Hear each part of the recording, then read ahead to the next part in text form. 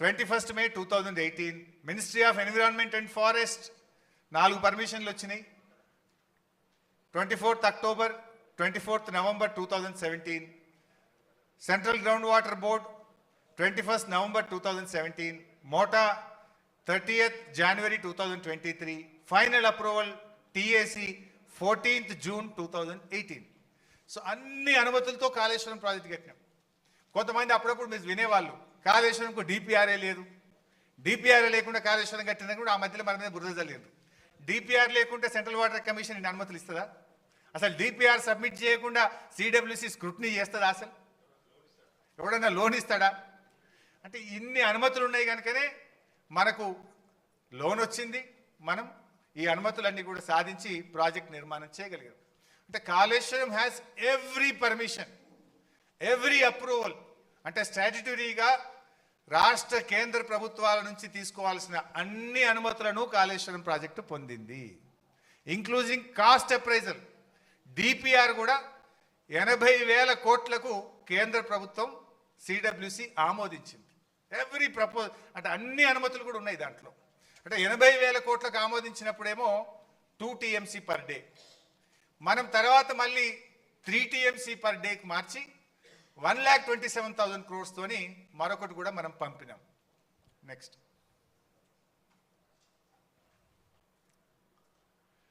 So రీఇంజనీరింగ్తో గోదావరి నది ఎట్లా సజీవమైంది అనేది కూడా మనం చెప్పినాం. Sriram Sagar 74 kilometers backwater, Sadarmat 17 kilometers, Yellampalli 36 kilometers, Annaram barrage 32 kilometers, Sundilla 31 kilometers, Medigadda barrage 42 kilometers, మనం కట్టిన సమ్మక్క బ్యారేజ్ ఇది దేవాదుల ప్రాజెక్టుకు ఉపయోగపడే సమ్మక్క బ్యారేజ్తో 30 kilometers, సీతమ్మ సాగర్తో 50 kilometers. అంటే తెలంగాణలో 750 kilometers గోదావరి నది ప్రవహిస్తే 365 రోజులు all along the year 312 kilometers Godavari నది సజీవంగా ఉండేటట్టుగా బీఆర్ఎస్ ప్రభుత్వం చేసిన కృషి వల్ల అది సాధ్యమైంది. దానివల్ల ఏమైంది? 312 kilometers ఎప్పుడు చూసినా నీళ్ళే ఉంటాయి. దాంతో మీ గ్రౌండ్ వాటర్ పెరుగుతుంది, ఫిషింగ్ యాక్టివిటీ పెరుగుతుంది, అనేక రకాలుగా రాష్ట్రానికి మేలు జరిగే విధంగా మనం ఇట్లా ఈ రాష్ట్రాన్ని ముందు చూపుతో తీసుకుపోయినటువంటి విషయం. నెక్స్ట్ ప్రాజెక్ట్ కాస్ట్ పెరిగింది అని కొంతమంది మాట్లాడుతున్నారు. ఐ కెన్ ఛాలెంజ్, మన రాష్ట్రంలోనే కాదు ఈ భారతదేశంలో ఎస్టిమేటెడ్ కాస్ట్తో ఒక్క ప్రాజెక్ట్ కూడా ఈ భారతదేశంలో ఇప్పటిదాకా పూర్తి కాలేదు. There is no project in the country. కానీ మన స్టేట్దే మీకు ఎగ్జాంపుల్గా చెప్పే ప్రయత్నం చేస్తున్నా. అంటే వీళ్ళు ఏం చేస్తుండ్రు, కాళేశ్వరం ప్రాజెక్ట్ కాస్ట్ పెంచిండ్రు అని చెప్తున్నారు. అసలు ఈ దేశంలో ఈ రాష్ట్రంలో అతి తక్కువ పెరిగిన ప్రాజెక్ట్ కాస్ట్తో పూర్తి చేసిన project that is one and only project Kaleshwaram project. Nagarjuna Sagar 1954లో 122 కోట్లతో అంచనా వేసి ఎస్టిమేట్ చేసి పనులు స్టార్ట్ చేసిండ్రు. పూర్తయ్యే నాటికి 1183 కోట్లు, అంటే 9 రెట్లు పెరిగింది ప్రాజెక్ట్ కాస్ట్. 122 1183 కోట్లు అయింది. శ్రీరామ్ సాగర్ 40 కోట్లతో స్టార్ట్ అయితే 4300 కోట్లు అయింది. అది అంటే 107 times 107 రెట్లు పెరిగింది శ్రీరామ్ సాగర్ ప్రాజెక్ట్. జూరాల మహబూబ్నగర్లో కట్టిన జూరాల 70 కోట్లతో స్టార్ట్ అయితే పూర్తయ్యేసరికి 1815 కోట్లు, అంటే 25 రెట్లు పెరిగింది జూరాల. పులిచింతల 565 కోట్లతో స్టార్ట్ చేస్తే 1816 కోట్లు, 3.2 times ప్రాజెక్ట్ కాస్ట్ పెరిగింది. దెన్ సింగూరు 29 కోట్లతో స్టార్ట్ చేస్తే 169 కోట్లు, 5.7 రెట్లు పెరిగింది. ఎల్లంపల్లి 900 కోట్లతో స్టార్ట్ చేస్తే 2048 కోట్లు, 5.7 రెట్లు, అంటే యాక్చువల్ ఇంకా మూడోది కూడా ఉంది సవరణ, 5.7 రెట్లు పెరిగింది. దేవాదుల ఇంకా పూర్తి కాలేదు, బట్ యాజ్ ఆన్ టుడే 6000 కోట్లతో స్టార్ట్ చేస్తే ఇప్పటికే 17,500 కోట్లు ఖర్చు అయ్యి 2.9 రెట్లు దేవాదుల పెరిగింది. మరి కాళేశ్వరంకి వస్తే 80,000 కోట్లతో డిపిఆర్ అప్రూవల్ అయింది. బీఆర్ఎస్ ప్రభుత్వం దిగిపోయే నాటికి అయిన ఖర్చు 94,000 కోట్లు మాత్రమే. 80,000 కోట్లతో ప్రాజెక్ట్ రూపకల్పన జరిగింది. అది 3rd TMC కూడా కలిపితే 1,27,000 కోట్లు ప్రాజెక్ట్ కాస్ట్ మనం ఫైనల్ కాస్ట్ వచ్చింది. హార్డ్లీ పూర్తయితే 1,50,000 కూడా దాటదు. అంటే డబల్ కూడా కాలే, నాట్ ఈవెన్ డబుల్. ఓ 2 రెట్లు కూడా కాలేదు, ఓన్లీ 0.5 పెరిగింది అంతే కాళేశ్వరం.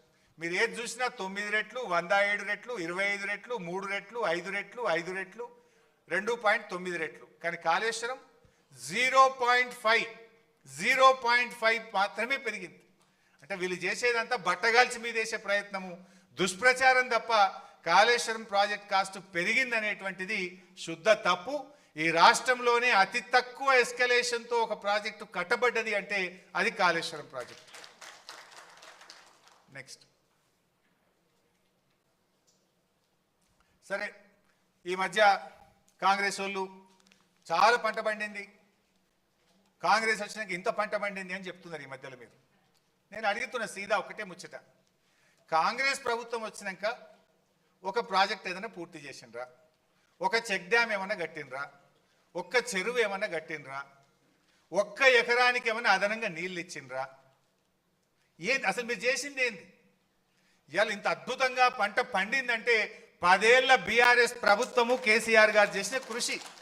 మిషన్ కాకతీయలో చెరువులు బాగా చేసినాం, పెండింగ్ ప్రాజెక్టులు పూర్తి చేసినాం.